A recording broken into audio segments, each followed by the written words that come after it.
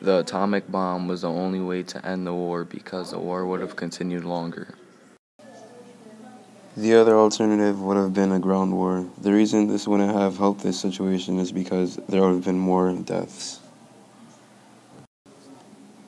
Do you have any idea how many American lives would have been lost had we launched a ground invasion of Japan instead of dropping the bomb? This young Japanese told us that all his fellow soldiers believed that Japan was winning the war. To them, the losses of Iwo Jima and Okinawa were parts of a grand strategy to lure the American forces closer and closer to the homeland until they could be pounced upon and utterly annihilated. There was every reason to think that the Japanese would defend their homeland with even greater fanaticism than when they fought to the death on Iwo Jima and Okinawa. Some of the more informed and intelligent elements in the Japanese official circles realized that they were fighting a losing battle and that the complete destruction lay ahead if the war continued. These elements, however, were not powerful enough to sway the situation against a dominating army organization backed by the profiteering industrialists, the peasants, and the ignorant masses. The bulk of the Japanese people did not consider themselves beaten. In fact, they believed they were winning in spite of the terrible punishment they had taken. They watched the paper balloons take off and float eastward in the wind, confident that these were carrying a terrible retribution to the United States in revenge for our air raids.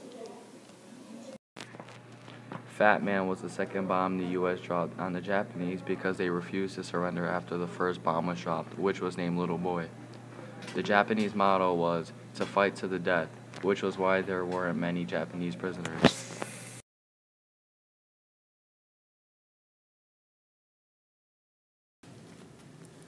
The atomic bomb introduced a dramatic new element into the situation, which strengthened the hands of those who sought peace and provided a face-saving argument for those who had hit hurdle advocated continued war. When the second atomic bomb was dropped, it became clear that this was not an isolated weapon, but that there were others to follow. With dread prospect of a deluge of these terrible bombs and no possibility of preventing them, the argument for surrender was made convincing. This I believe to be the true picture of the effect of the atomic bomb in bringing the war to a sudden end, with Japan's unconditional surrender.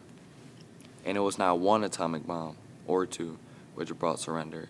It was the experience of what an atomic bomb will actually do to a community, plus the dread of many more, that was effective.